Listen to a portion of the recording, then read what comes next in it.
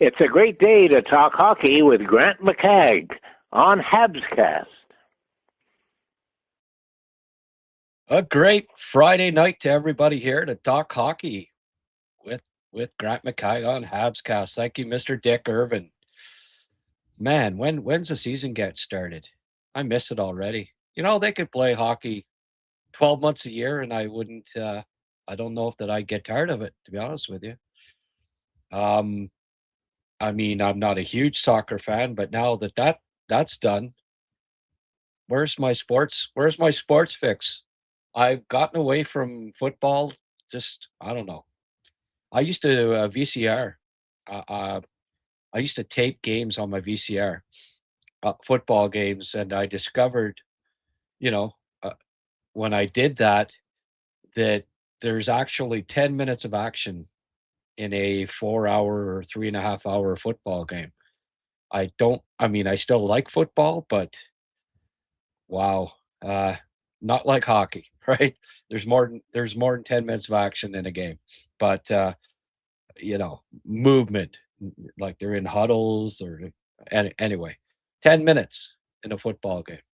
I'm just not as big a fan as I used to be. And since the strike, when it killed the Expos, and then their chances of winning the World Series, and then when they moved, just not the same baseball fan that I used to be either. So I miss hockey. Hey, the Hlinka Gretzky's coming up. Canada's roster's been named. Other teams, I'll be getting into that soon enough. And of course, the World Summer Showcase. There's always then the European stuff gets going, and I'll start scouting some Habs prospects. Of course, I'm working on a top 30 list here. I'm scouting video on every friggin' Habs prospect, getting a good look at them before I do this ranking, so that it's not just, I'm doing it as well as accurately as I can. Uh, you know, I mean, there's lots of people that do rankings that don't see every player, right? They're kind of basing it on this, a bit of that. Well, I make a point of scouting every prospect before making a list. And I was going to do a top 20, but then, I'm saying, geez, there's first round picks not in the top 20, third round picks not in my top 20. Some guys that probably deserve to be in the top 20, but the Habs prospect pool is pretty deep now. Um, I think folks can probably figure out which first round pick is not in my top 20. But anyways, um, topic du jour, David Reinbacher. Free Reinbacher. It's time. I've studied the tape again. I keep seeing, like, I don't know why the Canadians have been so tempered. It's almost like you know, you listen to Kent Hughes, you listen to Pascal Vincent, no, well, Engstrom moved better, da da da da. I don't know. I'm seeing a guy that looks friggin' ready to go. I was a minute late here. You know why? Because I was looking back through, double checking in the past 30 drafts. Okay, in the past 30 drafts, one top five defenseman, one player drafted in the top five, aside from David Reinbacher, never got at least a 5 or 10 or 20 or 30 game addition by the age of 22. David Reinbacher will turn 22 in camp this year. So before the start of the season, he'll be a 22-year-old. And he'll have played 2 NHL games, top five pick. Thomas Hickey was the last one, and that was 19 years ago that he was drafted. So it's time. And I could see if, okay, he doesn't look like he's ready for a good look, but he is.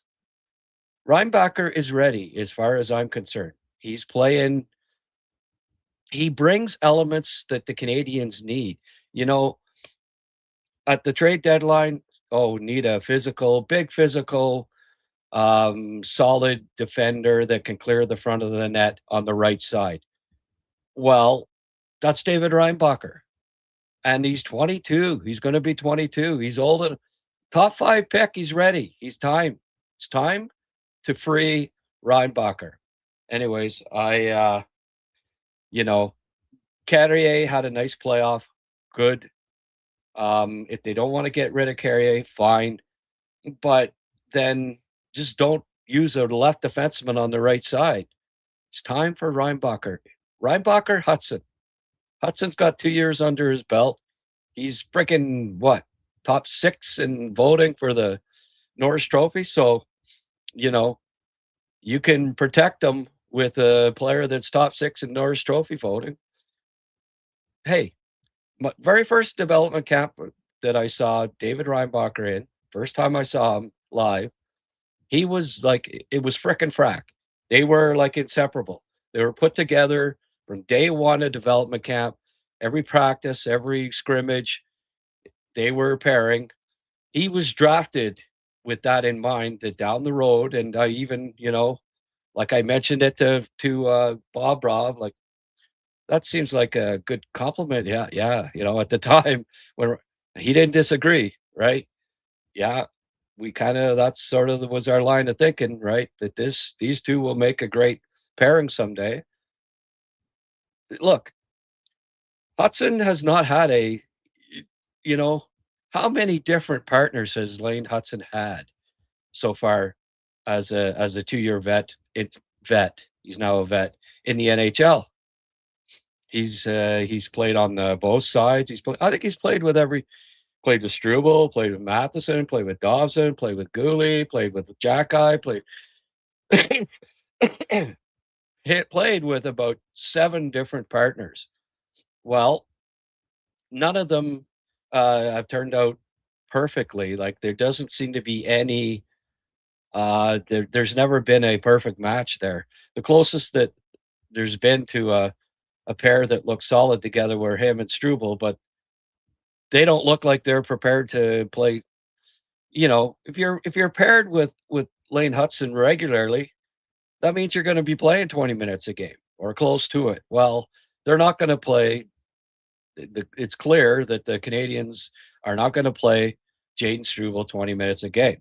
So who's it going to be? Well, put Lane on his left side where he looks better. He doesn't look bad on the right side, but he's better on the left. I mean, everybody's better on their natural side. Even Larry Robinson told me, straight out, yeah, it's hard to adjust. It's hard to take pucks on your backhand along the boards. It's not easy to do. You got to bring it. You can make a lot better pass on your forehand than you can on your backhand, because that's what you practiced all your life. You don't practice passes on your backhand that much. It's just not natural. So you got to get the puck on your backhand, bring it to your forehand, and in that space of time, somebody's freaking checked you in the NHL, right? They've got the puck, they got to the puck, and then you don't have time to make a play. So it's especially in the offensive zone, trying to keep the puck in. It's difficult for a defenseman on his wrong side to deal with that. Anyway, and also, like, and I mean, I played a fair bit of defense back in the day too. And when somebody's coming down the wing, going to the outside, and your sticks, your sticks on this side, and it's not along the boards. Well, they can get by you a little easier too. It's harder to defend on your backhand than it is on your forehand. It's just the way it is. It's your strong hands this way. So anyway, Hudson and Reinbacher, why not put them together in training camp? Give Reinbacher a full opportunity here, and if he's ready, you know what? Then trade one or two of the left defensemen. But you'll know better in camp. And hey, you can't tell me that by the end of camp there won't be teams. If you're saying, well, we'll give you Jack Eye, or we'll give you Struble, or we'll give you, this. Oh, okay. You don't think that there's going to be a bunch of teams that say, yeah, we'll we'll take those guys like San Jose or who knows, like teams, right? But there's all this talk about Zach Whitecloud, trade for Zach Whitecloud. I mean, I'd like it, but David Reinbacher's a freaking, an even better version of Zach Whitecloud. Maybe not today, but damn, it won't be long. Like he's got more puck skills and all that. Like he's going to be an all-round better defenseman than Zach Whitecloud once he develops. At least I hope so as a top 5 pick. But I do like Zach Whitecloud. But all this talk, well, there's a guy right here, right in front of her nose, right in the system, top 5 pick. He's supposed to be playing now. Well, okay, play him. Give him a go. Give him a look. This overripe stuff. Well, hey, he's played with men for 4 seasons now. Yeah, it hasn't been, 80 games a year, whatever. There's been injuries mixed in there, but fact is, the last 4 seasons he's played with men. Well, it's time to play with the big men, the NHLers. Get him in there, give him a spot that is going to be his for 15 years. What's the wait? What's there to wait for? I think he's ready. Let's get out the video on Reinbacher here. I've got a couple. We'll look at a game against Wilkes-Barre here. All right. Here he is. Brings the puck in. Like, I don't know. He looks, he does not make a lot of mistakes at the AHL level now. So, okay, if he's not making mistakes, what's the holdup? Look at this. Nice skater, right? And that big long stride gets in there, gets the puck in. Here he is, big long stick. He's rangy. He covers a lot of turf. Here he is in front of the net. Gets his stick there right away. Very quick for a 6'3.5" guy. Good quick first steps. There again. Would Carrier have been able to do that? I mean, he's willing, but he's not able. Reinbacher can do it already. So, get him in there. I want him. He should be ahead of Carrier on the depth chart starting this camp. Like, there's no reason to wait any longer. I know I don't think that they're going to do that, but if I had any saying it, I'd be saying it. Guys, it's time. It's time to free Reinbacher. Look at how see the snow spray there. He, it's funny, like last year, and you hear it. And I mean, there were some media guys, oh, he'd make a lot of mistakes. I haven't seen it. And I look at it, if I see concerns, I friggin' will say it. And I do not see a lot of mistake from him. Every now and then there'll be a hiccup, but is there a defenseman in pro hockey that sometimes when he's pressured makes an error? There's none. Look at that, eh? And the edges, like how quickly, sharply he stops. I always like to say, it either looks like he's got his skate sharpened or he hasn't sharpened them in a month. Well, Reinbacher, looks like every shift, like he just had the blade sharpened. And here he is against Laval. Okay, so that was a few against Wilkes-Barre. Here he is, Laval, and nice gap, beautiful gap control. Gets to the puck, gets it back over. Solid defending. I like Adam Engstrom, but this is the guy that needs to be in the lineup. All right. And honestly, I think you put him with Hudson and you're going to see those offensive stats blossom. Like I want to see him playing with the best, sometimes players get more points in the NHL than they do in the AHL. I see David Reinbacher being one of those, and in part because he's probably going to play with Hudson, and I mean whoever plays with Hudson, especially the Reinbacher type, he's going to get points. But you know, for a 6'3.5" kid, he moves so well. And look at here, eh? You can tell that he's strong too. Puts the arm out and keeps the guy at bay. He did his job there, took the guy out. That wasn't on him.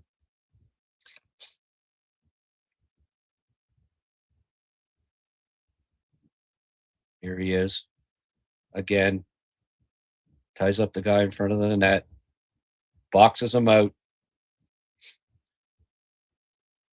goes back to the front, crease clear. You know, I think back to a couple of, like I say, Carrier came around in the, there was a miss pass, but then he comes back over, so, oh, well, okay, fine. Took a puck or stick in the mouth. They didn't catch it, but you see how we recovered for it? Just great range.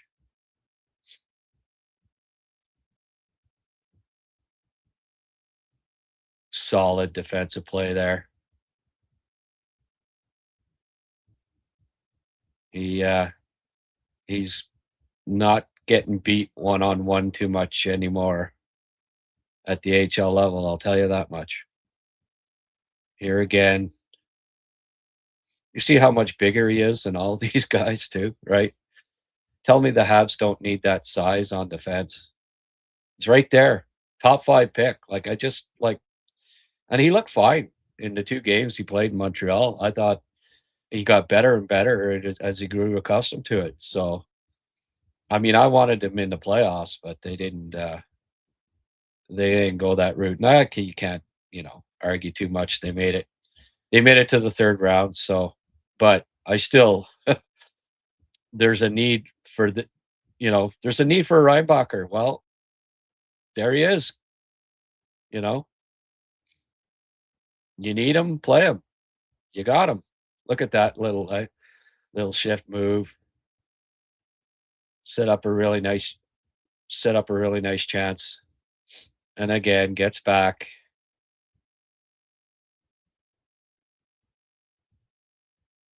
I like his positioning. I like his poise.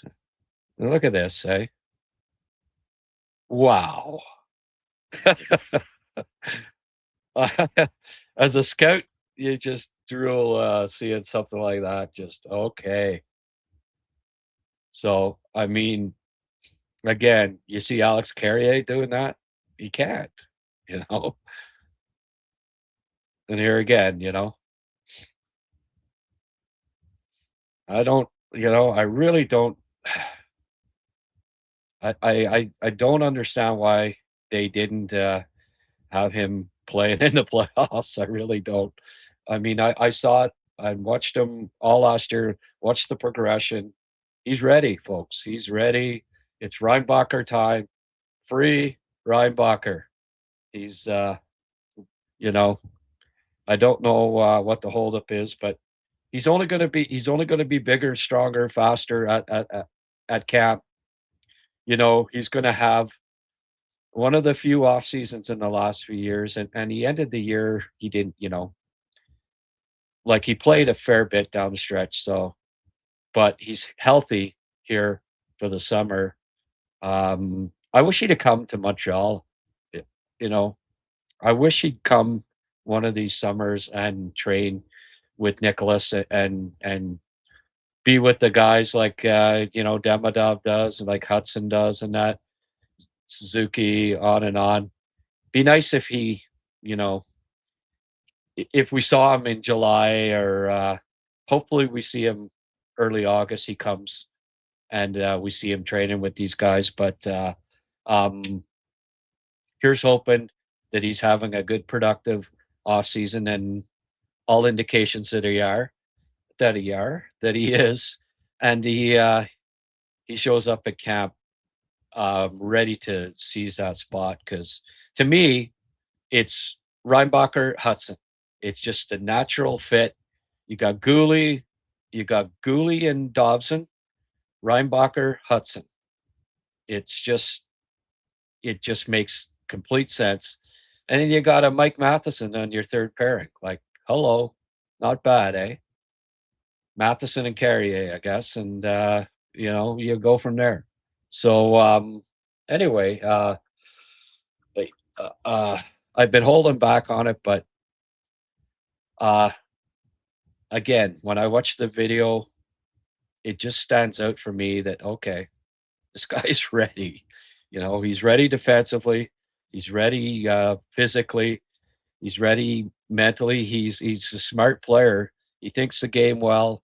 He's makes a good first pass. He his outlets are good. His puck carrying is excellent. Like he transports the puck out of his own zone with ease at the AHL level, and he'll be able to do the same thing. He'll be able to do the same thing in the NHL, I do believe, this season. So if he does go back, uh, it won't be for the season. It just, uh, um, but I personally, I think he's ready. I think I think he needs to be playing in the NHL. Um, this was an interesting stat that I came across. It's projected ages of players, and this wouldn't include Reinbacher, I don't think either. But for the upcoming season, looks like Montreal once again is going to be the youngest team in the NHL. Now that might change a little bit here and there, but certainly one of the youngest, right? And as this, you look at this projection, the youngest team in the NHL, and they were a Final Four team, folks. Where's the next Final Four team in that list as far as age goes? Let's see. Wasn't Chicago, wasn't Vancouver, wasn't Philly, wasn't Buffalo, wasn't Calgary, wasn't San Jose, certainly wasn't the Rangers. Ottawa lost 4 straight in the first round. St. Louis didn't make the playoffs. Detroit didn't make the playoffs. Anaheim made it a couple rounds. Boston, no. Seattle, no. Washington didn't make the playoffs. Nashville didn't make the playoffs. Winnipeg didn't make the playoffs. Utah out in the first round. Columbus, no. Edmonton, first round, gone. Pittsburgh, first round, gone. Dallas, no. Minnesota, no. Carolina, there's one. You finally found one here. So, you know, I think that's pretty impressive that the Canadians Final Four team, and look at that, also the youngest in the league. So,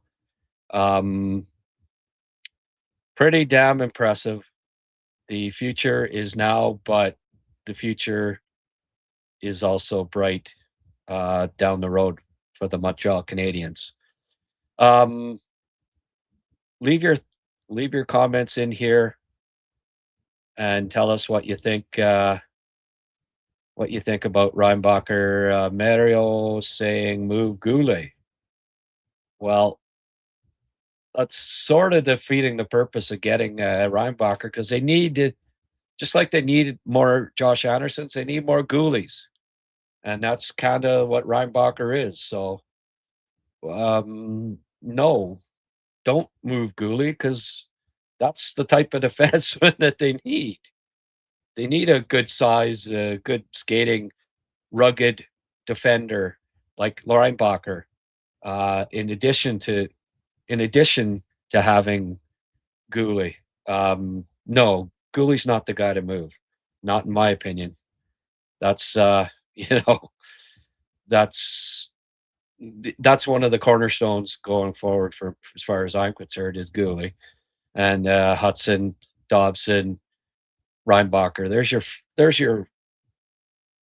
your top 4 for the next 5+ years right there, in my opinion. Sheldon, first person in, hands me a toonie. Going to be a good show, folks. It starts off with a toonie. Sky's the limit here. Thank you very much. If only he could free himself from injuries. Oh, come on. If only people could not focus on injuries. Believe me. If only people didn't always think of the negative. Look, players get injured. How many injuries did Doc have in the second half? I thought he was always injured. Well, what about Gooley? How many games did Gooley, who's always injured, miss in the playoffs? None. He's not always injured. He's played 70% of the time over his career. Yeah, we want it to be 100%, and it's going to be. Injuries are gone. He's going to be fine. You do a lot of great work, Gret. Very thorough, in-depth, and concise. We owe you a lot for our Habs knowledge. Well, thank you, David. David Ekapro. I appreciate the kind words. That's a fairly new. I don't think you posted too much. Where are you from? Your new poster on here. Tell me where you hail from. I like to know. Feed 'em minutes. Yes. When they drafted Reinbacher, I remember Kent and the scouting team emphasizing how it's nearly impossible to acquire the player they projected Reinbacher to be at the time. Well, put your money where your mouth is, guys. Now it seems impossible for them to give him NHL games. Jake, you get into the happy lettuce tonight or what? My understanding is Reinbacher naturally doesn't have a mean streak. No, that's not true. No, he does. And talked to his coach in the Swiss League his first year, and a former player. No, he's got an edge to his game. That's false information, David. I would start Gooley with Rhino till he gets his feet under him. Gooley, yeah. Well, why not Hudson? Hudson's more steady than Gooley is. I don't know. Hudson right off the bat. I would like for Reinbacher to be more physical. All right, who's getting this? Where's his narrative coming from? Reinbacher's plenty physical, guys. I'll put together a video of just him being physical. Trust me. Whoever's feeding you this information is feeding you bullshit. He's physical. Trust me. Cool as a cucumber. Oh, absolutely. I also saw the interview from Pascal when asked. He was very hesitant to say he would be ready for the NHL. Yeah. All right, Jake.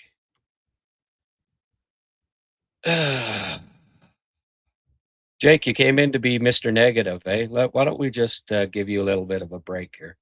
I don't know if you saw when Pascal Vincent was on with Tony. Pascal said Reinbacher needs another year to develop. And that's not exactly what he said, and I already mentioned him. And Pascal Vincent is not a scout, and he's not the coach of the Montreal Canadiens either. And Pascal Vincent is wrong. Just because you're a coach in the AHL doesn't mean you're right about everything. Pascal's wrong about that. He doesn't need another year. No. Reinbacher played a few games. He looked good. They just wanted him to play some games in the AHL. Yeah.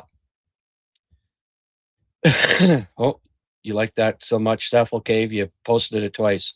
How many beers in are you tonight, my friend? I think majority of the team comes back to Montreal in mid-August to train. Yeah. I'd like to see him stick around for a summer. That's all I'm saying. Maybe not the whole summer, but it would be cool. I get it. Go back to Austria, family, all that. Let's see what Reinbacher does at camp. If he makes a team flat out, great. Yeah, well, I certainly does. Hope Reinbacher makes a team that pretty much pushes out Struble and Arbor. I suppose one of them, anyways. But don't forget, he is on the right side, and they're on the left. Move Cooley, played over their heads. Look at Blue Jays. Yeah, well, I mean, that's how you do it, Mario. You compare baseball teams. You compare one baseball team in 1 year to an NHL team. That's since the Blue Jays went to the finals last year, and this year they suck. That means that's what's going to happen to Montreal. Yeah, yeah, it all adds up, Mario. Not sure about that logic, but anyway, how does Rhino compare to Lev Shunov? Oh, lot smarter player. He's no Lev Shunov. How does potential compare with Dickinson? Not sure why that matters, but um, yeah, stats are stats. One guy's, you know, stats don't show hockey IQ, and Reinbacher's got a lot more of it than Lev Shunov. On D, you'll have Matheson, Dobson, Hudson, Reinbacher, Gooley, Carrier, or Gooley, Dobson, Hudson, Reinbacher, Matheson, Carrier. Take your pick. I think the Habs may have gone further than we expect. Yeah, well, that's possible. I've said it. They might take a step back this year. You don't know. They might win the cup too. Predictions are for losers. Pretty sure we will take a step back. Okay. All right. We need somebody with instant chemistry with Hudson. I wonder who that might be. Grex, I'm with you, man. Yeah. New from, oh, Two Mountains. Okay. I have been I have been through Two Mountains. There are more injuries to all teams in today's NHL than any other time. And defensemen get injured. He'll be fine. Agree, get him playing. Bear Dalford. I watched quite a few Laval games last season, and Rhino made great strides. I think he's ready. Hey, Don, we discussed that over a pint at Cunningham's, didn't we? Yeah, we're on the same page there, buddy. Even in front of the net, Grant, especially in front of the net. Bill, Big Bill, yeah, he clears the front of the net all the time. That's why I want him. Yes, even saw it. You even saw it in the videos that I just showed. Do you think Derek Lalonde replacing Letowski, bringing in a tried and trusted expertise on defense, could play in favor of Reinbacher? Yeah. Um, I don't know. Uh,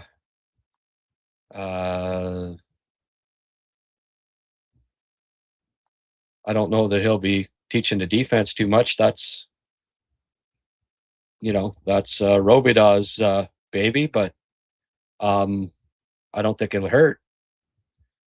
Is Engstrom more ready? No, he's not. 0 beers. Well, that explains it. Get a couple pints in you, and you won't be friggin' double posting there, Zeffel. You're not, you're not feeling normal here. I want to see him make the team and play in all situations. PP, PK, all of it, top 4. Yeah. Yep. We just watched a clip showing Rhino's hockey IQ, and it's elite. I agree. I like Rhino. It reminds me of Kovacevic. Yeah, except he's a lot better skater. He's a lot better passer. A lot better skill, better shot. Other than that, though, reminds me of Kovacevic defensively. This team is primed, says Paul Bornman. They finished 6th overall with subpar goaltending through the first half and introduced to Newhook, Gooley, and Doc. Yeah, I know. I know. Um, yeah, maybe they take a step back, but youngest team in the league, right? All their core under 27 years of age. Just the internal growth alone with just their young core improving still, you know?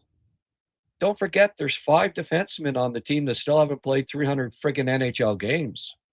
They're only gonna keep getting more accustomed, adapting more to the NHL, you know? Um, no, I doubt that if there's a step back, it's only just, they're gonna be a 100-point team. I can't see that not being the case, and, maybe 110. I mean, they've improved 5 straight years, with this group. And also, all these teams that they think, "Oh, well, they're gonna be better."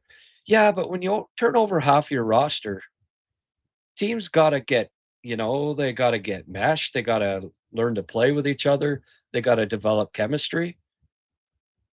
You know what? Montreal doesn't have to do that. They're gonna come out of the gate strong. And especially, they went from playing playoff hockey, 3 rounds, winning two rounds against 106 plus point teams, then losing to the Stanley Cup champs. At the start of the season, do you not think that they're gonna be strong? They're gonna come out of the gates friggin' like I can't s and the schedule's good, right? They start with more home game like, it's set up. It's set up that the Habs, I don't see them struggling, at all. I think that they'll be a playoff team for sure, and, I mean, at playoff time, anything can happen, right? If they end up losing in the first round or second round, excuse me. I'm gonna sneeze here. No, didn't happen.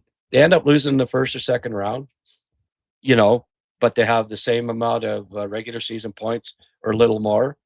You can call it a step back, but I mean, they end up playing Florida, and Florida, you know, beats them out.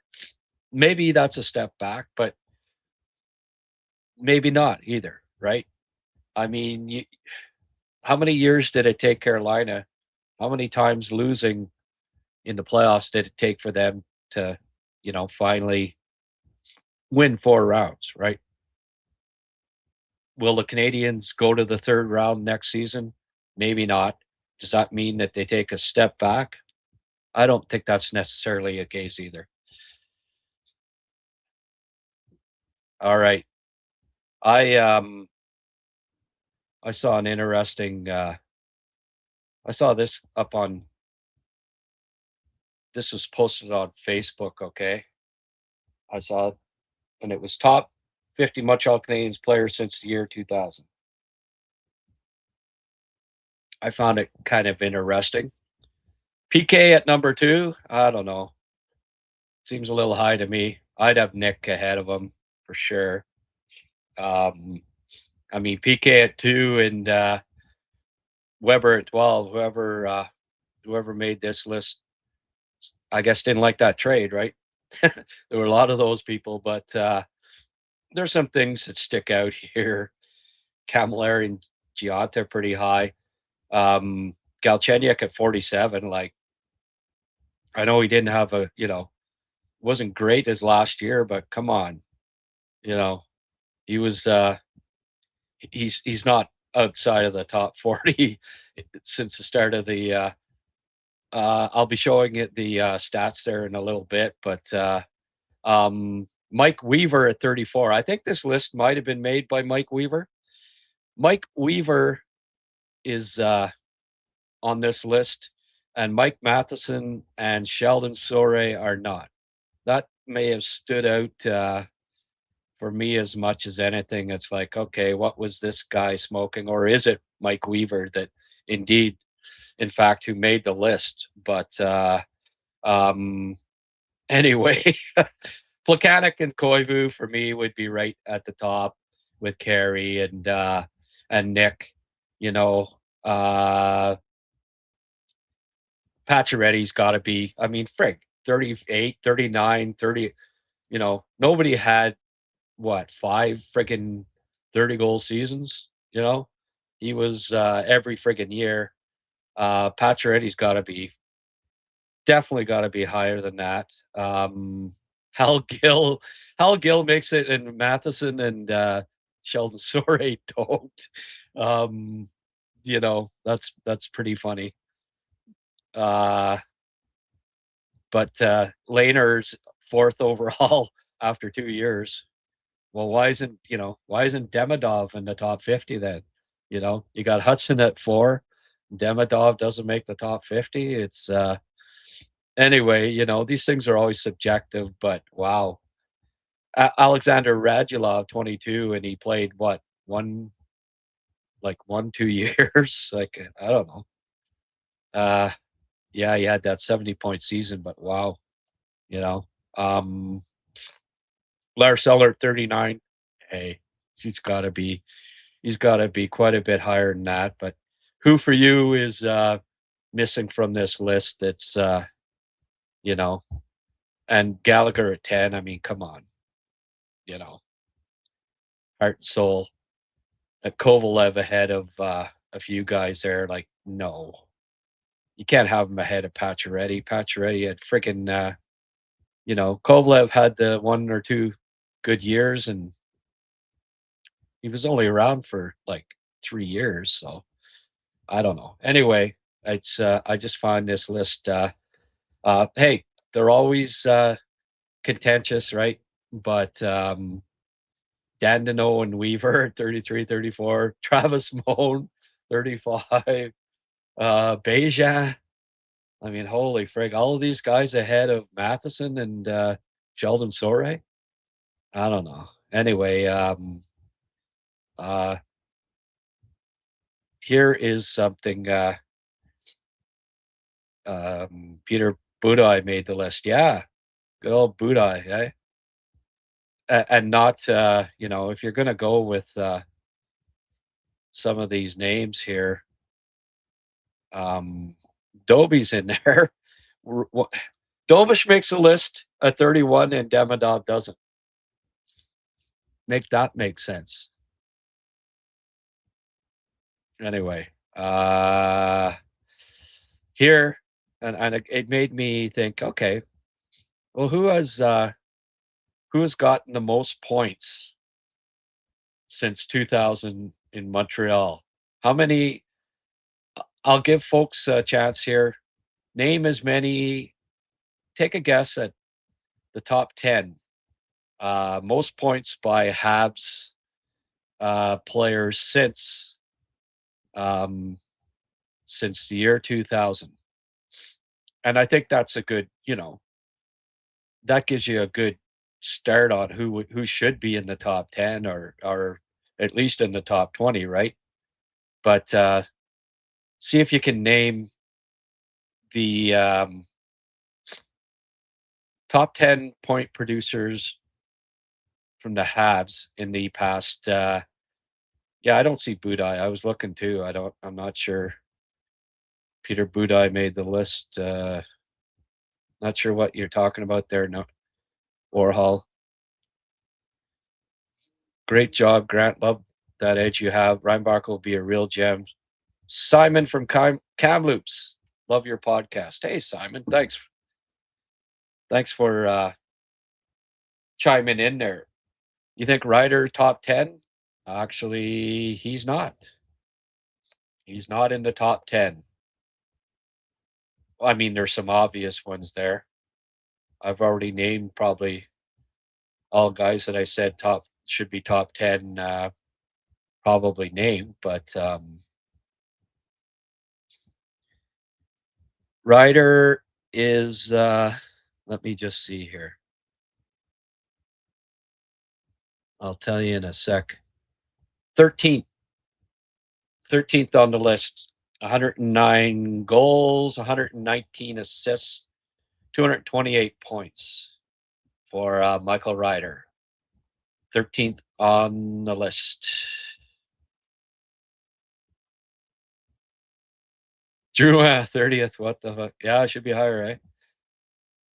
During the 3 years they made the finals, Florida only had 92, 110, and 98. They were a great playoff team because of their style.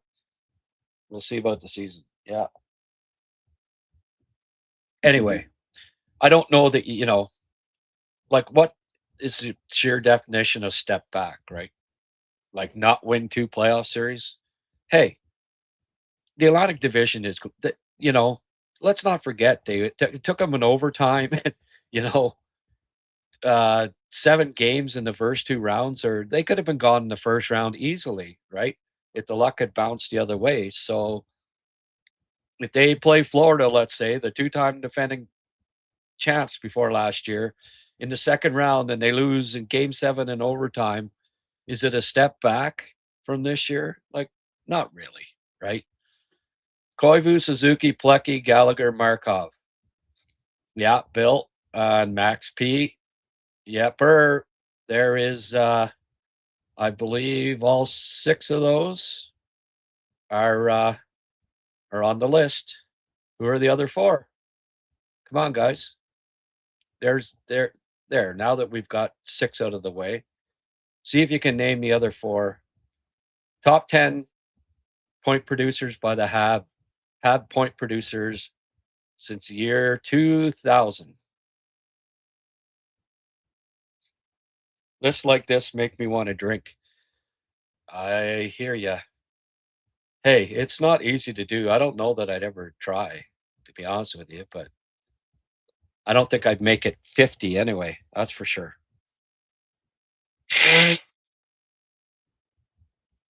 All right, come on. Isn't nobody gonna try to guess here? I guess I'll just bring it up then.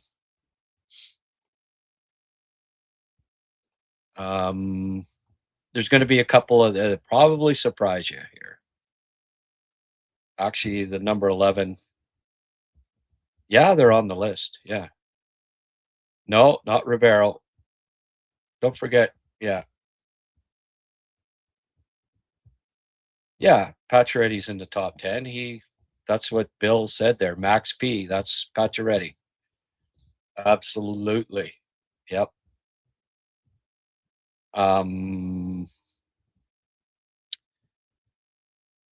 There is,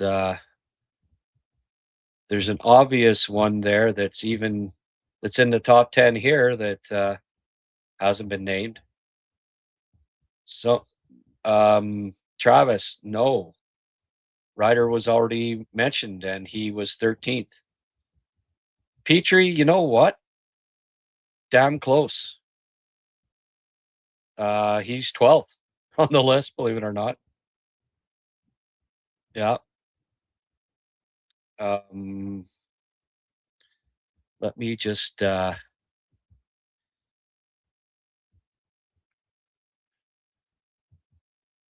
2, 3, 4, 5, 6, 7, 8, 9, 10. All right. You got Cole. He's in the top 10 now already. Caulfield. That just goes to show you how friggin' mediocre the Habs were for first 20 years of the century, doesn't it? I think Cole's like 6th already on the all-time points. I'll bring it up here now. There's one that you never probably get, and I already mentioned that he's way too low on this list, and this is one of the reasons why. But let's have a look here. Plekanec, 606 points. Markov, 572. He should be ahead of PK. I mean, I don't, frig. PK at 278 points and Markov at double that, and they've got PK ahead of him on the list. Like, come on. Brendan Gallagher, 487, third, and the most goals. So, and he's what, 10th on the list or something? Come on. Nick Suzuki, already he's only 11 points behind Gallagher, and he played what, 400 less games. Max Pacioretty, third in goals. Plekanec was second, actually. And Koivu, 418 and 6. Caulfield's already, look at that, eh? There's 6 guys that are that head and shoulders above everybody else, 418, and then the next is Caulfield. He's already top 7, and he's only played 368 games. You look at the points per game here, right? Suzuki 0.89, highest. Koivu and Caulfield 0.83, Kovalev 0.84. Kovalev actually played almost 4 years with the Habs. So, I mean, I get it. I get him being, you can argue top 10, but I wouldn't have had him ahead of Pacioretty for sure. And then you can see here, I mean, right? 103 goals for Kovalev, 226 for Pacioretty, right? PK 8th on this list, Kovalev 9th. There's the one that probably surprises people there. Alex Galchenyuk. He did, he did have a 30-goal year. He had 2 or 3 really solid years. So having him 47th on the list is a joke. I mean, I know, maybe personally you don't like him. Whoever made the list doesn't like him, but that's the top 10. And it just, like I say, I mean, the 7th, there's only 6 players that have 400 points in 26 years. That's going to be changing, folks. We look back on this list, in the year 2036, and there'll be 15 players with 400 points on this list, at least. Hudson will be there friggin' 3 years time. Demi, Slav, but and then let's have a look here. My favorite, David Desharnais, 11th on the list again. How friggin' bad were the Habs the first 20 years, right, of the friggin' century? If David Desharnais, your 11th highest friggin' scorer, wow. Jeff Petrie, pretty impressive for a defenseman, 248. Michael Ryder, 13th. Andre Kostitsyn, 14th. We're already at 210. Only 15 players have scored 200 points this century. The Montreal Canadiens. I don't think there'd be too many teams that with that total that been around for the entire 26 years. I'll tell you that. That's pretty sad. Jonathan Drouin, looks what sticks out there, minus 77. Thank you, Jonathan, for your time. Uri Slavkovsky's already 17th. And the freaking kid's 22 years old.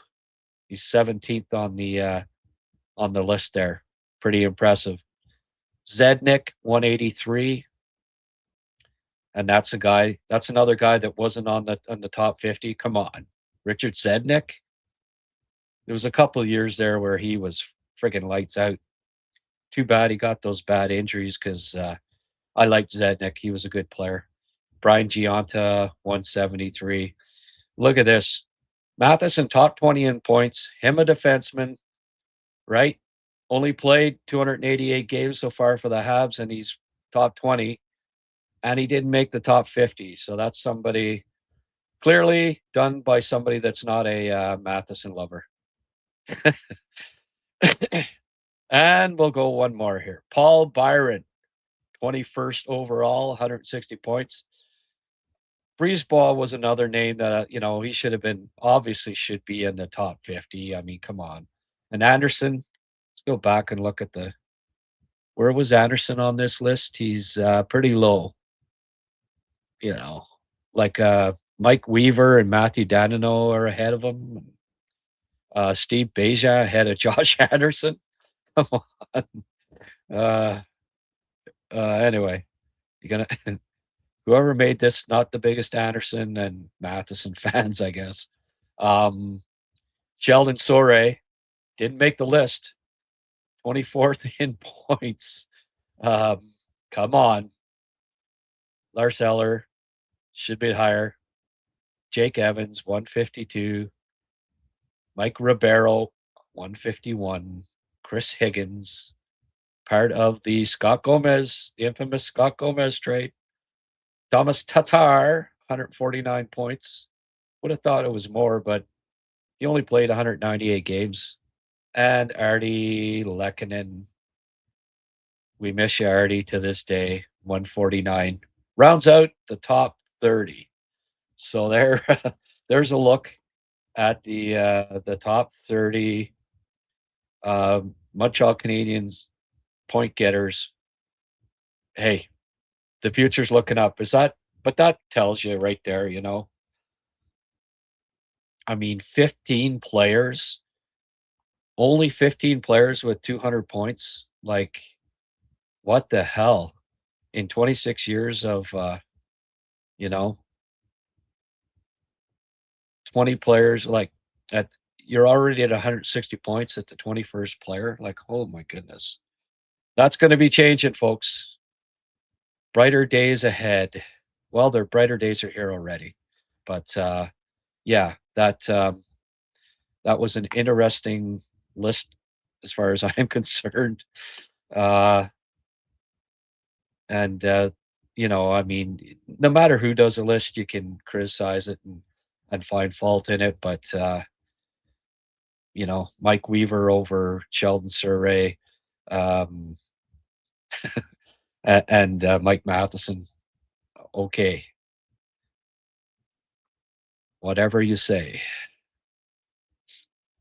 Could have been done by Mike Weaver. Is there a Weaver AI app out there? Oh, it's time to give our sponsors a little bit of a bunt here. You see them at the bottom. There's Next Level Hockey, and if you want to go to the next level, visit visit their website at nextlevelhockey.com or their Instagram page at nextlevelhockey_. You see it below the logos there. Specialist in hockey development, trusted by NHL prospects. Whether you're looking to elevate your shooting, skating, stick handling, or overall game, NLH is here to take your game to the next level.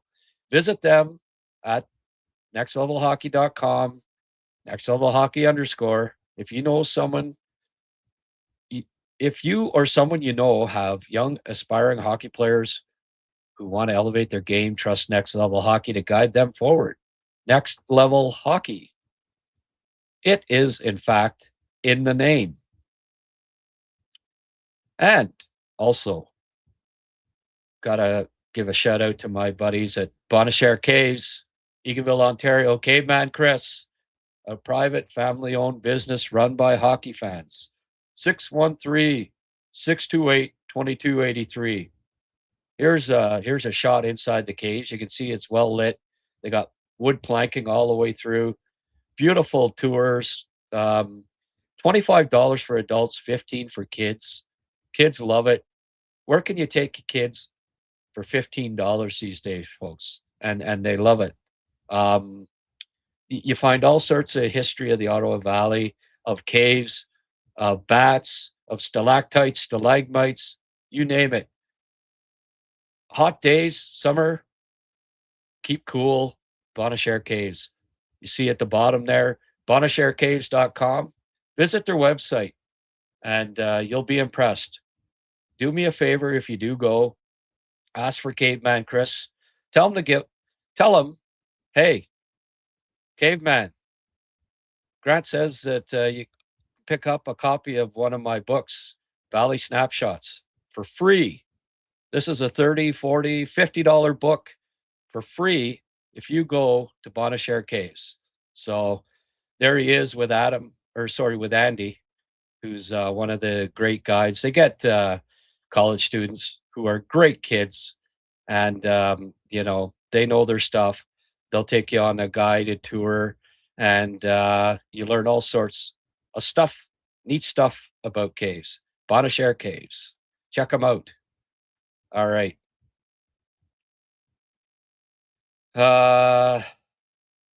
Slim pickings after the first, the usual suspects. Yeah, I know.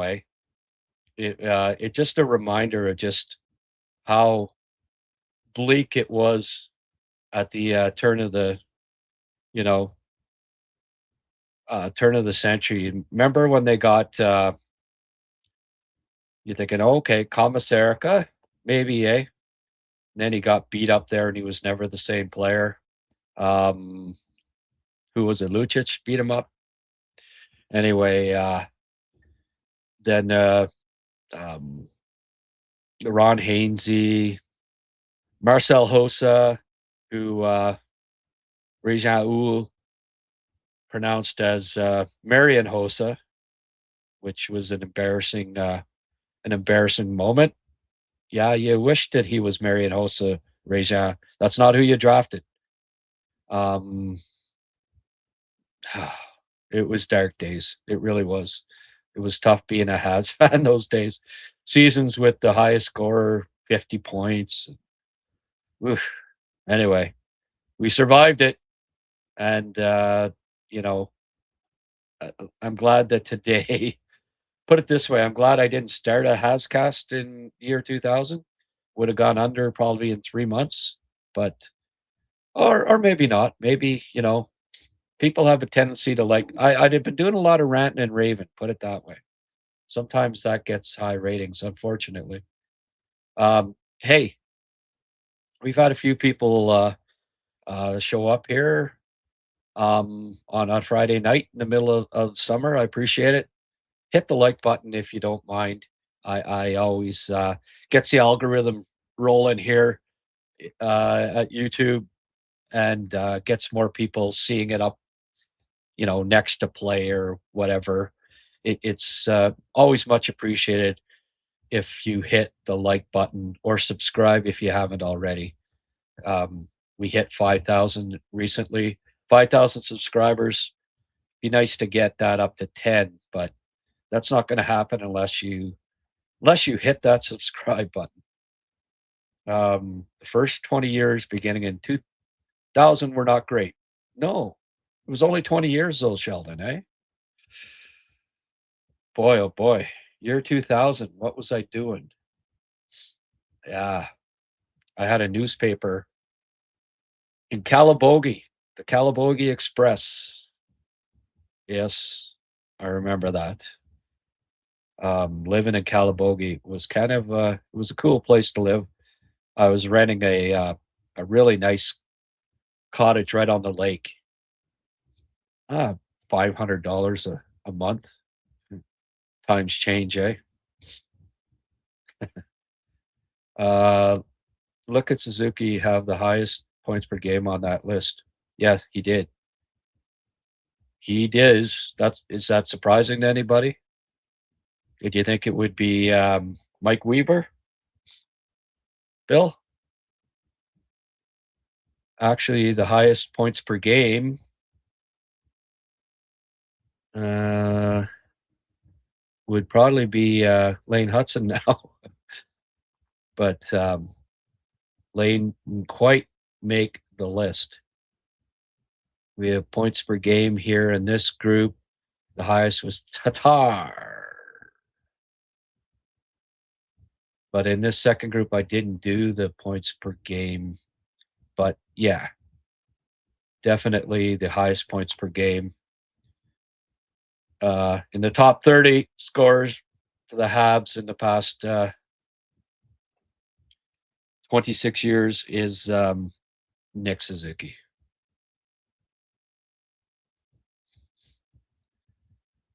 Galchenyuk, holy hamburgers, that caught me by surprise. I know he had a few decent years.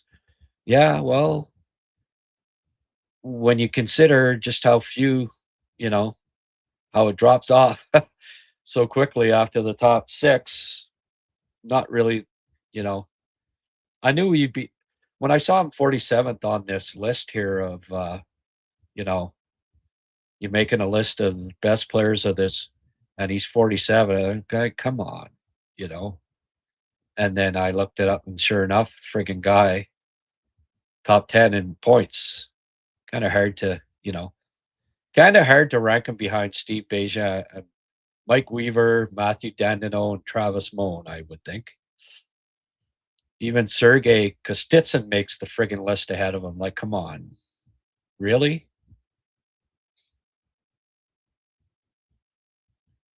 Just looked up Galchenyuk. He's 32. Yeah.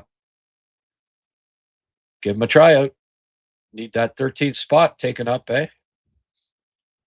Get him back to Montreal. Introduce him to some ladies.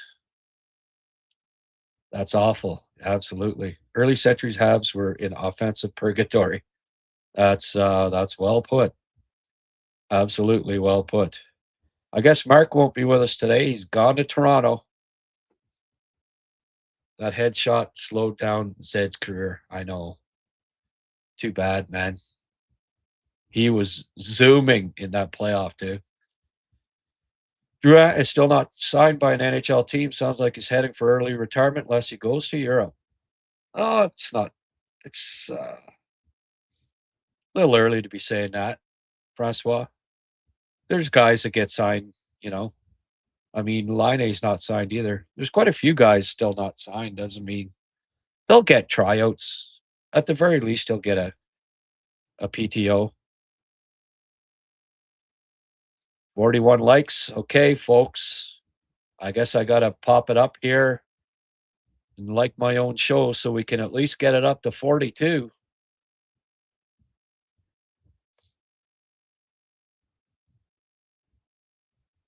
So give me your thoughts there, folks. Do you think Reinbacher should be in the lineup to start the year? I mean, what's the wait, right? They need a big right defenseman. Why not? Oh, I only see 37 likes here. Okay, I don't know, 41, what you were talking about. Up to 38. Okay. That's not overly high. Hey, it's a Friday night, middle of summer. Ditto with Line. Yeah, like I was saying. Francois, I could see Drouin going to Europe or KHL. He could make good money there. Drouin in the KHL, yeah. What's his face still coaching there? Probably would take him on. Hartley. Hit the likes, people. Thanks, Jacques. Although I feel a team might PTO Line. Oh, yeah.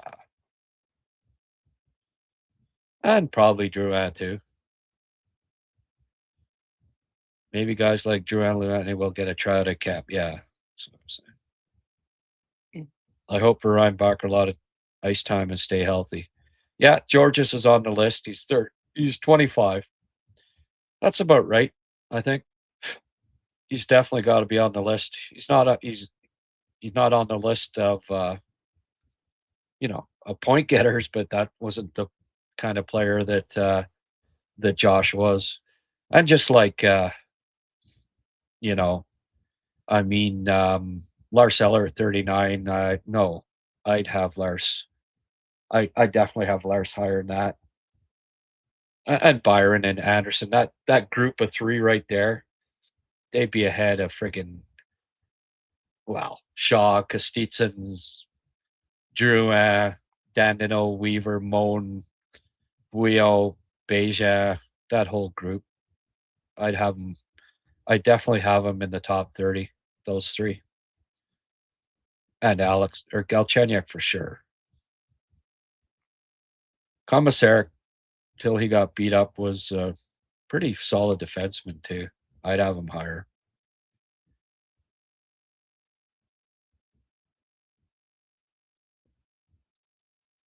In the next 10 years, if the next 10 years can be similar to last year, I'll be happy we had such exciting and spectacular hockey. I know, eh? It's going to be It's going to be exciting. Absolutely. It would be interesting what the result from AI would be if you asked for the top 50 players for the Habs since 2020. Well, why doesn't somebody do that?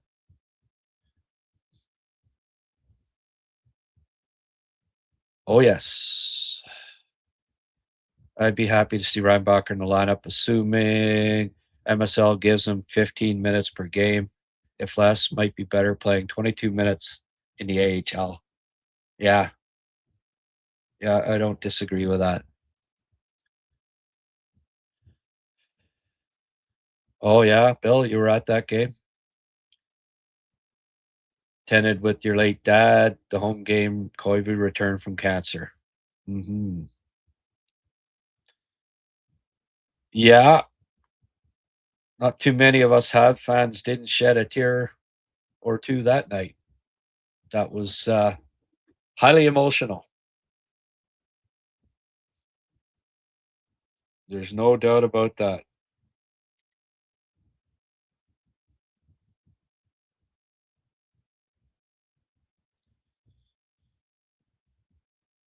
Yeah. Josh, yeah, absolutely. Retired instead of going to the Leafs. That should move him up the list, in my opinion. Yeah. Yeah. The one thing, like Alfie, you know, Alfie went to the Leafs as an assistant coach. The one thing for sure, and by the way, I think Josh George should be assistant coach in the NHL. One thing I know for sure, it won't ever be in Toronto. That that you can take to the bank. Love I love Josh George, man. What a character guy. Absolutely. But you know what? Today's team, today's Habs team, full of character. Absolutely. Well, it's middle of some like people are on vacation and stuff when, you know, the crowd is this small to that's I had a good clickbait title. Well, not clickbait, but you know what I mean. A title that sh- normally would get people out uh in droves here, but it just goes to show you it is late July, middle of July, late July, Friday night, and a lot of people on vacation, going to cottages, all that good stuff. My two fearless predictions for the end of next season: Reinbacher is the number 5 defenseman, and Hage goes into the playoffs as the number 2 center. The end of next season. Yeah, yeah, I could see that. I don't know about number 5 defenseman. Don't know about booking it either, but as far as Hage being uh, thrown to the wolves as the number 2 center, but we'll see. We'll see how it goes here. I'll be disappointed if he doesn't start the year in Montreal. Same here, frankly. Frankly, I would give a damn if he isn't.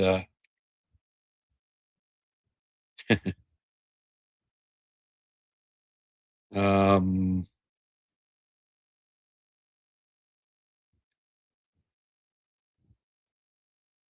just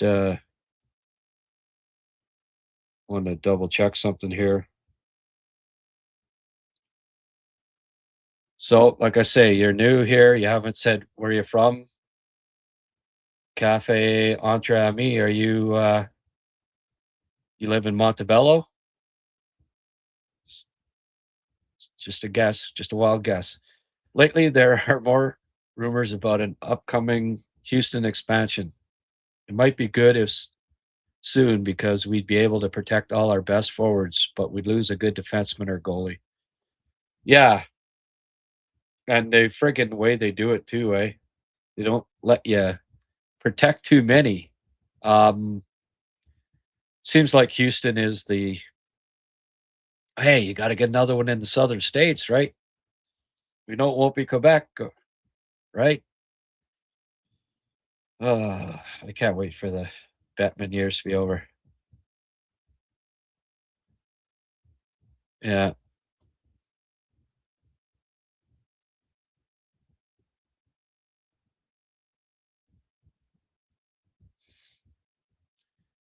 So, yeah, let's keep her rolling here.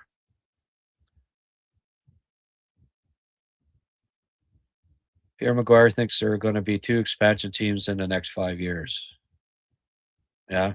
Well, if Pierre McGuire says it. Right on. Yeah. Well, good for you. I'm glad you showed up here, and good luck with your expansion.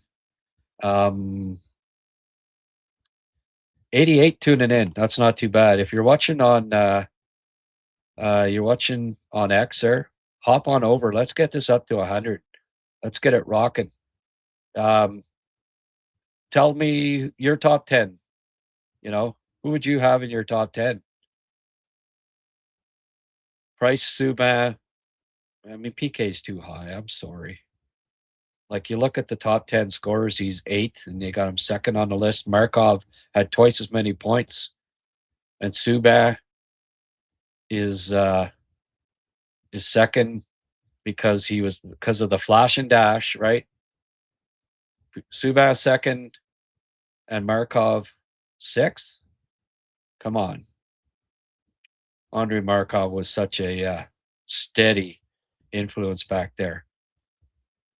What a passer! What a smart player!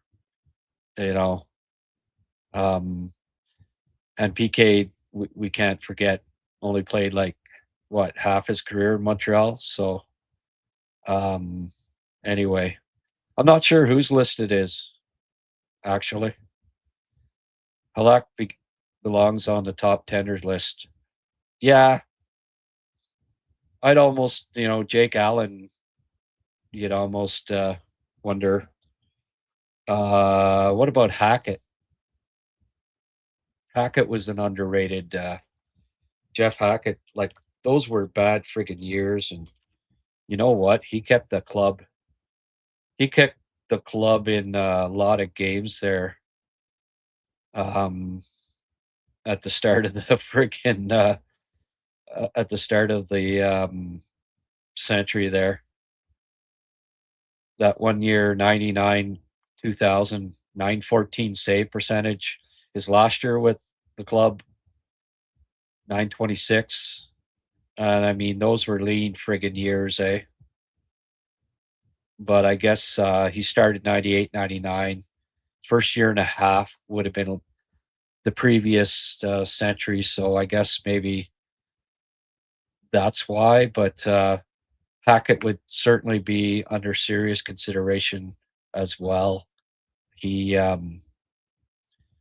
he was the best player on the team, arguably a couple of those years. There weren't too many choices, or maybe the second best.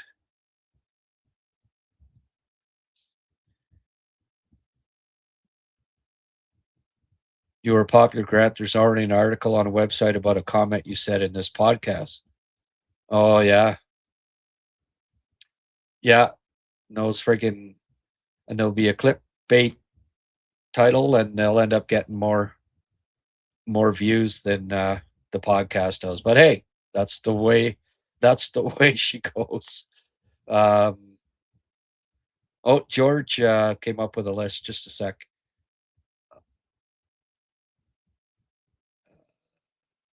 Let's get. I wonder who the bottom 50 are. Yeah, man, I loved Lekanen. Yeah, I know. This is what Chat GPT came up with. Hey, they got Markov second, Saku 3, Kovalev 4, Plekanec 5, Gallup. You know what? This is a better list. Patch Patch 8, Shea Weber 9. I agree with that too. Nick 10. Well, I don't know. I'd probably have Nick higher, but they're going with longevity there. Carey, Saku. Yeah. I actually like that top 10 better overall than you had to flip Markov and PK. You know, I don't think I wouldn't have Kovalev that high. I'd Plekanec's got to be number 3. Again, not the flashiest. I'd have either Plekanec either 3 or 2. You could take your pick, Markov or Plekanec at 2. Then Koivu 4. Then you look at Gallagher 5. Nick 6, but that'll climb. And maybe PK right there at 7. And Pacioretty at 8. Kovalev 9. Weber 10. I think those might be the top 10 right there. Just maybe a little different order for me. But, and guy named Carey Price, number 1. I think everybody kind of agrees on that one. It carries the torch when it comes to the Habs on this list. Absolutely. Folks, hit the like button. I'm not going to be on here for much longer. I'd like to see it up. I don't know, at least hit the 50, 60 mark before I shove off. We're at 44. Not bad, but we can do better. Thanks as always for coming out on a summer night. So Reinbacher signed with Cortex and was given an intense workout regimen and is coming here in mid-August and is in crazy physical form. All right. Thanks for the update. I appreciate that. I thought the Habs should have given Reinbacher a look at the beginning of the Sabre series, even before we saw how little ice time Arbor got. What do you think? Yeah. Well, it was my wish that Reinbacher would play. I wanted him to play over Carrier to start the playoffs. I thought Carrier struggled the year before against Washington, against a rugged team, and I thought that the same would be the case in this past playoff. But to his credit, I thought Carrier was a lot better.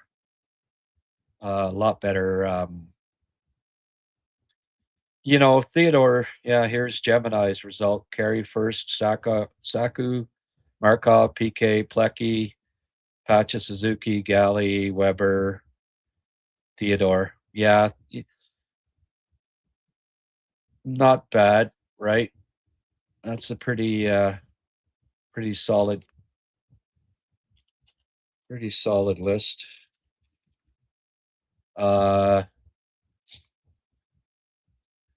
Theodore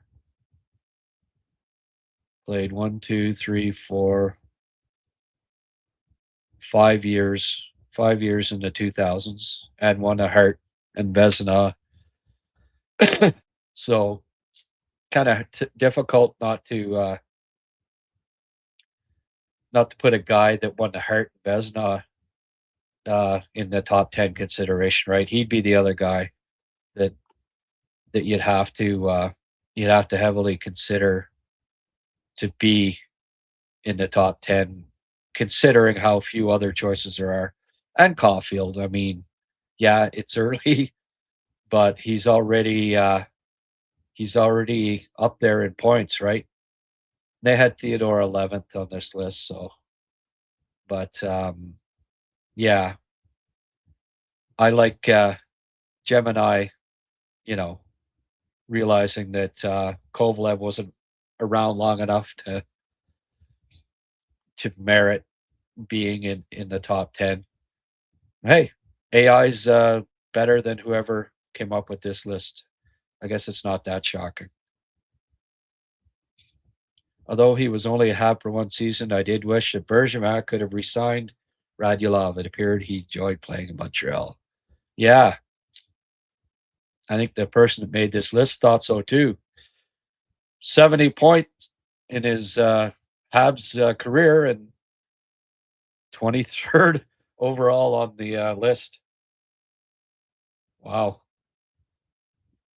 Demidov like almost has many points already, and he didn't make it. He didn't make the list.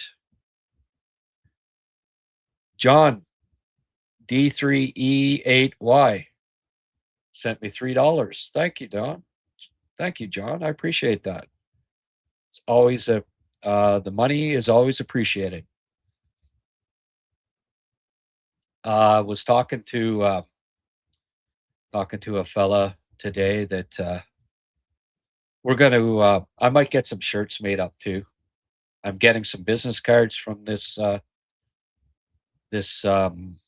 the company that'll probably get some Habs cast caps made up, and we'll keep rocking and rolling here. I'm gonna get some Habs cast caps. I think I'm gonna go ahead with it, and maybe even some shirts down the road. But what I was working on today was redesigning, rejigging Liam's logo. We should probably make Liam's logo in the same kind of style as the Habs cast. So that's what I came up with today. Montreal Forum with Liam McGuire. We're just in discussions right now about a second year. I think what we're planning on doing for Liam is get a little bit more of a full commitment for the hockey season, where just like me doing these 7 o'clock podcasts, right? 7 o'clock at night. Hopefully, we can nail down Liam to do a weekly podcast of his Montreal Forum. That is, every week at the same time, and people can tune in to the Montreal Forum with Liam McGuire. That's a sharp logo, eh? Like I say, it's in the same style as the Habscast logo, and I think is a lot more effective than the old one we had. So, going to keep talking with Liam this summer. We're going to go out for a pint maybe this week and see if we can't get things hammered down as far as him coming back for another year. Got to get him some sponsors, folks. If we're not asking for the world here. If you know anyone, or if you yourself are involved in a business and you want to,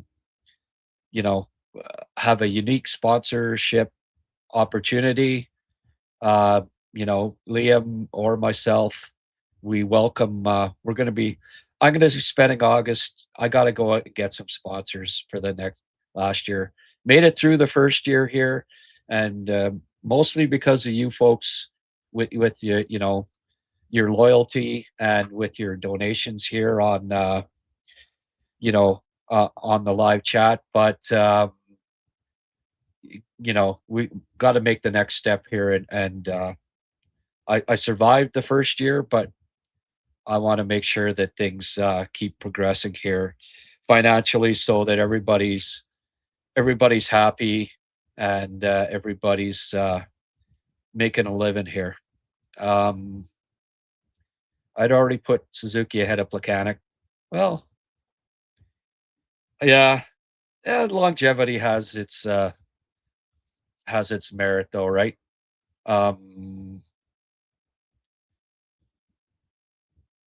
Number one center by default. Well, what's it matter about the number one center thing? Like, again here, Thomas Plekanec, top scorer easily, among all Habs, and a great defensive centerman too. Did it all. Yeah, you could argue Nick will be ahead of him, but at this point, I'd still give the nod to Thomas. But you can make the argument. I understand.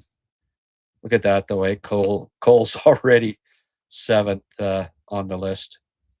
And goals, he's what, 1, 2, 3, 4, fourth at least in the top 10. Might be top 5 already in goals this century for the Habs, which is pretty crazy. Weber deserves to be in the top 10. Yeah, I've got him in the top 10 for Summers. Theodore's nickname was The Door. Yeah, well, come on, baby, light my fire.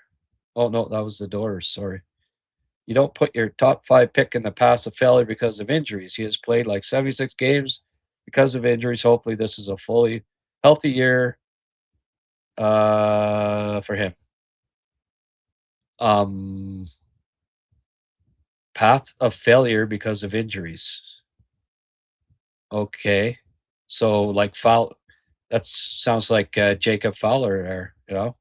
How many games he played pro before he got called up? Was it the path of failure for Jacob Fowler? Come on, man. Jacob Fowler wasn't a top 5 pick either. He's ready. Disagree, Emmett. As usual, I disagree with you, Emmett. You always have to have the differing point of view, though. That's why I love you guys. We can't all agree on everything. Rhino makes Matheson become the 5th best D-man on the team. Plays a Carrier, neither strong at net front or board battles, neither gritty. Just over 9 million spent on your bottom pair. Trade Matheson. Yeah, well, okay. I don't know. $9 million spent on your bottom pairing. There's a lot of teams that are paying that kind of dough bottom pairing. If you are, it means you got a good friggin' defense. Yeah, 9 million spent on your bottom pair, but you don't ignore the fact that on your second pair, you're spending less. So something balances off the other, right? That's why having an ELC in the top 6 is a bonus. Then you can have 9 million spent on your bottom pair. But the other thing too is VDOC is,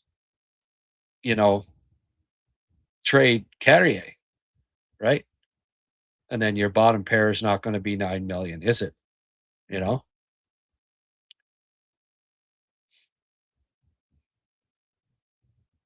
There's a big 6'4" D skating with Georgia's Summer Rec League, a guy named Price wearing 31. Friends of Kelowna have been watching. Said Price looks surprisingly mobile. Uh-huh. He's making a comeback, folks. I'd have put Prust on that list over a few of those guys. Prust? Yeah. Really? I don't know.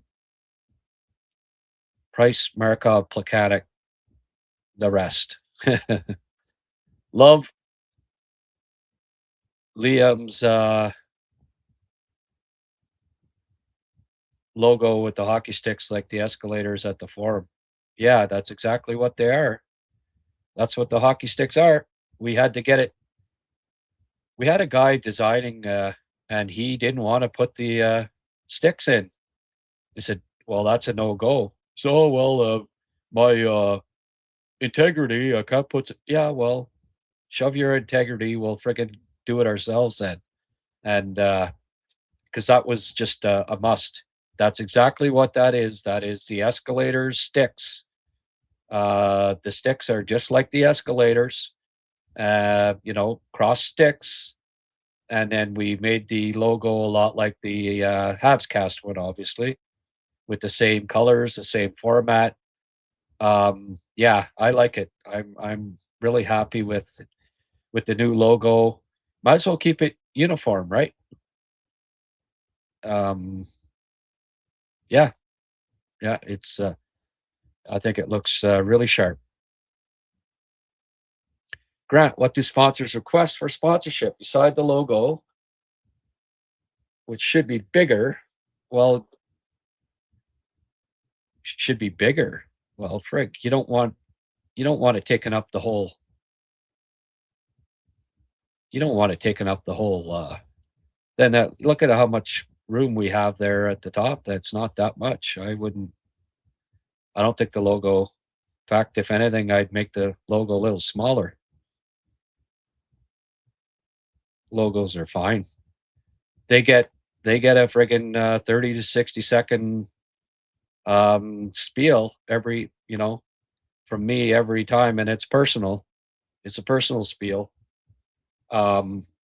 Hey, for what for what they pay, like I looked into it, I'm charging probably a third of what I'm supposed to be charging companies to sponsor at this point. So, but we're also going to be. Thanks for asking for Summers. Um, Also going to be looking for sponsors of segments coming up in the coming season, like the 3 stars. I had been I approached a few plumbing places for the plumber of the game type thing, but you send emails and people don't respond to emails. Unfortunately, I'm not in Montreal, so I, you know, I'm limited in how many businesses I visit face to face. But yeah, it's I don't know for Summers if I can make the logos bigger than that. Um, I mean, they're there for 2 hours. Like how many businesses get every night for 2 hours? Their logo is visible, right? Um, I am in Ottawa. Uh, what's your name? Le Cafe Entre Amis. I I am in Canada, actually, not too far from the Senators Arena. But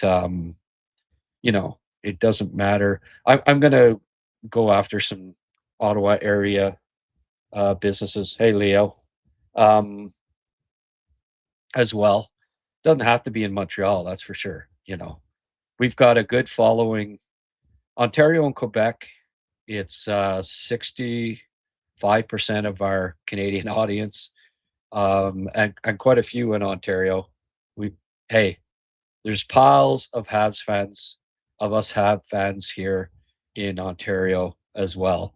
But vast majority of the people that watch this podcast are West Quebec and Eastern Ontario, which is kind of cool. But I'm going to be looking. Yeah, Montebello is crazy for the Habs. Absolutely. Uh, Gatineau, just across the river here. Even with the Senators being close by, I'd still say there's probably more Habs fans in Gatineau than there are Sens fans. And I could never switch. I could never make the switch. It was too. Hey, I watched the Habs win 8 or 9 cups. When the Senators came along, I just could not. I wasn't going to be ever leaving the Habs. Couldn't do it. Okay, what are we up to here as far as 49? One more one more person hit the like button and we're up to 50, folks. We have 734 watching on X. Our numbers, it's one of the more popular hockey podcasts on X, actually. Our numbers are consistently like right there with all but the very top um, the very top ones. So I am going to have more than 2 million views. I looked up the stats between X and YouTube in first year, more than 2 million views. So reaching a good audience here. Very good audience. A very good audience, and it's going to only grow. I do believe in the second year, especially having a podcast at a set time, 7 p.m. except on game nights. Then we're on after the game. So yeah, good numbers. Hey, if you want to do some unique advertising at a very low cost, because we got spots to fill here. Get in touch, and we'll get you set up. Try it out for a month, see how it works.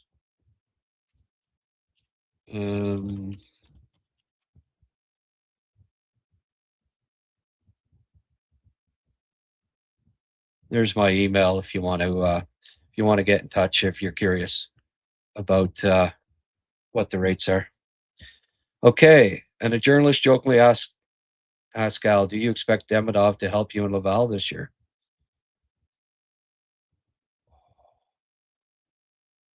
Oh yeah, yeah. Well, I'm on a laptop too. No, I know. I told him to 4 summers. I actually remade but he wanted the green. Hey, customer's always right. But the Bonachère case, geez, you can see that, right? He's I'm just giving him some extra. Uh, I'm giving him bonus stuff here, and that's the other thing too. I mean, you come on board, and I treat you right. Like our deal is already finished, and because I don't have other sponsors, I'm still giving them free plugs here because hey, you know what? At the end of the day, I'm not too bad a guy. I wish you the best in your search for sponsors. Okay, I appreciate it. 4 summers. Like I say, I gotta go knock on some doors here in August, and we'll get some. We'll we'll get it figured out. I want to get a beer because I crack a beer before after every Habs game. Got to get a beer sponsor, maybe a craft beer of some sort. Hopefully. All right. I think that's probably it for tonight, folks. Still got 69 people.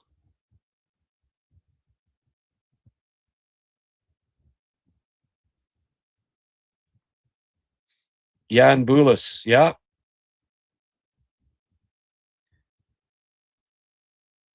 You could have made the case for Jan Bulis. Maybe top 50. He had a couple of good years there. Remember they got what, Bulis, and was that the guy that started with a Z? They traded the big Russian. They traded for Zednik and Bulis, right? That ended up being a half decent trade. Yeah, I would have. I mean, over some of these names, Travis Moan, for instance. Yeah, I would have. I'd have probably had Bulis in there. That top 50. I'm going down the rabbit hole. No, it's fun to look back, and anyone that's and most of us, I think, you know, go back as far as year 2000 watching the Habs. Um, yeah, I mean Dobish in there, but Jan Bulis definitely. I got looking at it, and he would be one of them. If you go down from 30, like Yoel Armia, Hudson's already 32 on the list, by the way, in points. Weber Bulis was 34 most points by a Hab. Yannick Perreault, Camilleri, Hammerlick. You know what? Hammerlick probably should be on that list too. And Craig Rivet. That's that to me is a huge Mike Weaver on the list and Craig Rivet not, and Sheldon Surrey. Absolutely not.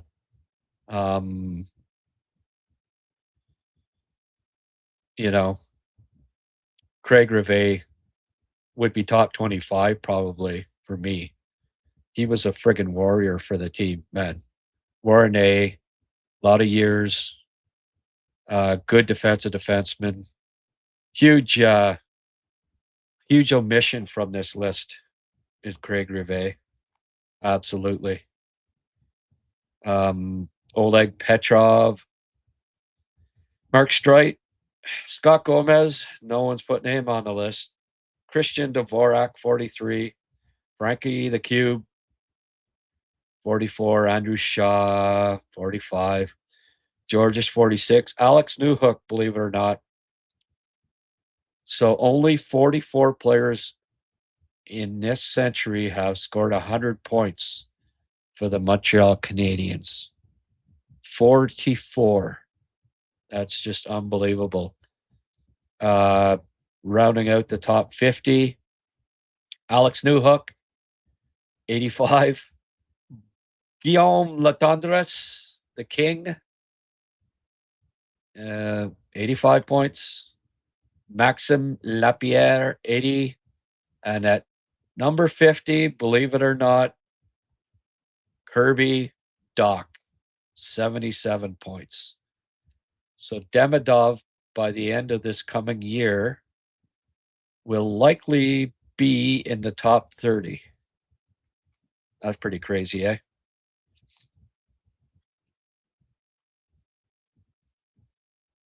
Just goes to show you, again,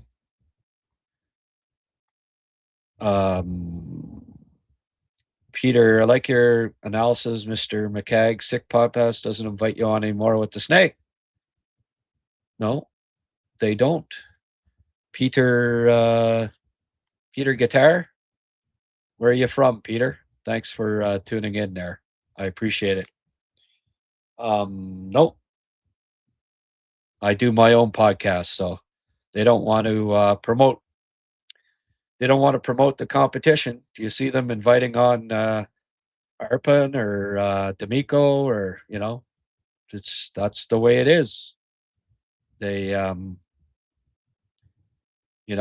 vice versa. I'm not inviting Tony on here either. It's just, that's life. We each got our own thing going. You move on. Life goes on. You move on. I'm trying to make a living here. Wasn't doing it. Wasn't doing it the other way, and so life goes on. Snake, by the way, good guy. I did have Snake on here a few times, but they put a kibosh on that because I guess I'm considered the competition. Doug Gilmour. What about Doug Gilmour? You know that he spent most of his career with Toronto and St. Louis, right? Like, Doug Gilmour scored 71 points with the Montreal Canadiens. What are you asking about Doug Gilmour? He had a 41-point season and a 30-point season. You think he should be top 10, or,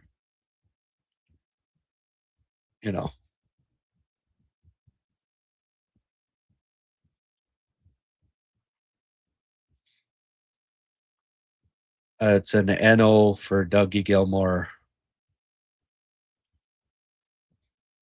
Most famous thing he did with the Canadiens was smash the glass on the penalty box.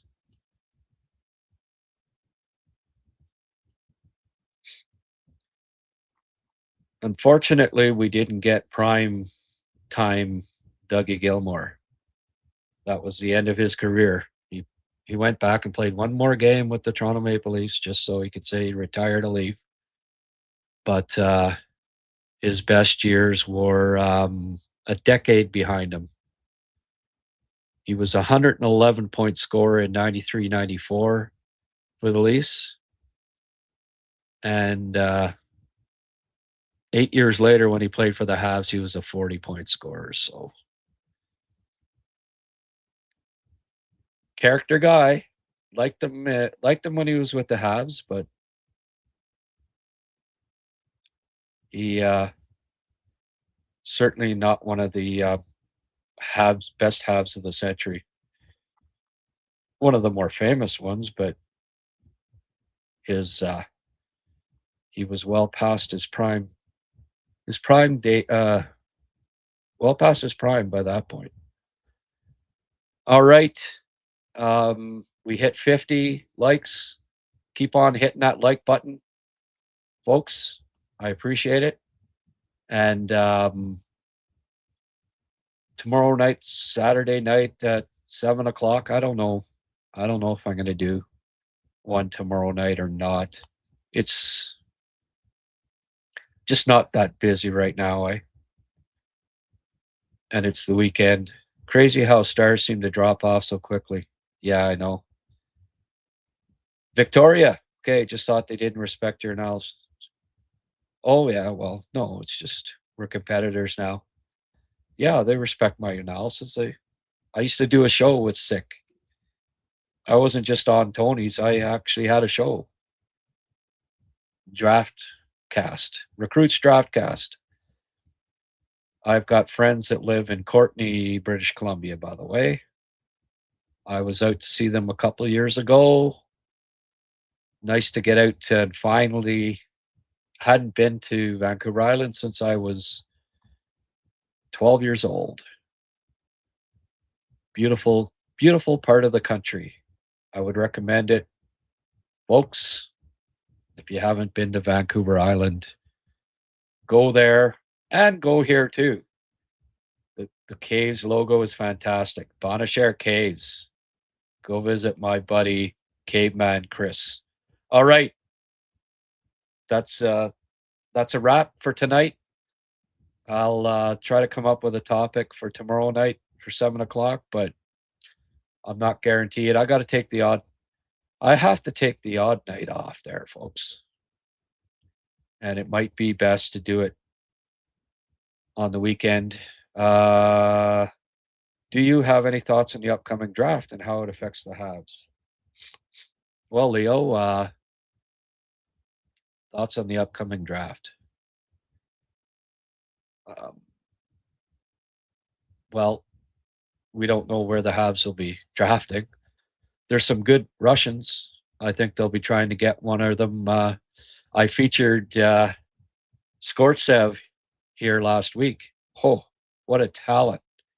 I even suggest maybe they should look at making a deal, you know. And that'd be another reason why get Reinbacher in the lineup here. Deal away a couple of these defensemen to a team that could use them and swap first round picks next year. You know, San Jose or Chicago or whoever, right?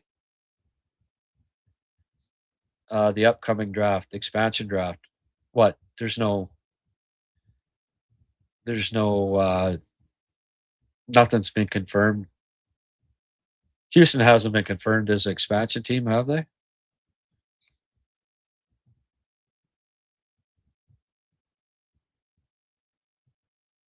Podcast idea for each NHL team outside their top 5 best players.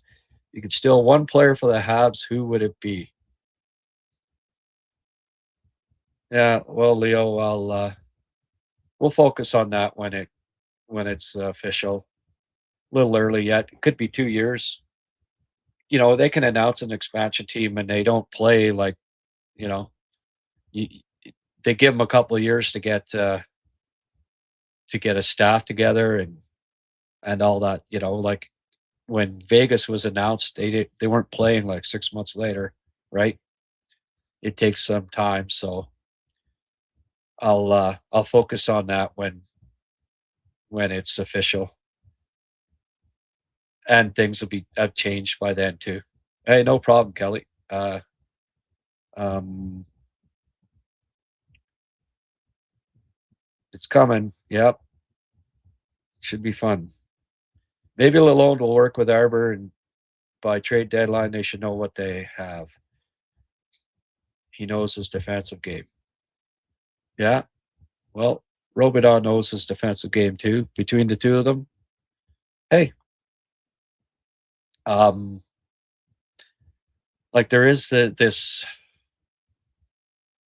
Don't forget, this is an undrafted player here. It's always Arbor this, Arbor that. It could be so much. I don't know. Like maybe he just is what he is, right? Is is Arbor Jackeye going to become a top 4 defenseman because coaching? I don't know. Grant, you deserve a day off. Enjoy. Yeah, you know what? I think I might take tomorrow off. I know somebody'd be happy about that. Yeah. Yeah. Sounds like a plan. Unless of course something happens, right? Canadians thought if the Canadians trade for Sidney Crosby tomorrow, guess what? I'll be doing a show. The perils of being self-employed, right? All righty. I'm going to wrap this up before 2 hours. Yeah, Leo. Maybe he is. Okay, Sheldon. Thanks again, as always, for the toonie, my friend. Sid, whoop whoop. Yeah, that would be good. Okay, everyone. Have a great night, and we'll talk to you. If not tomorrow night, Sunday. Okay. Have a. We'll talk more hockey because every day is a great day to talk hockey, even if I do take tomorrow off. Okay. Bye for now.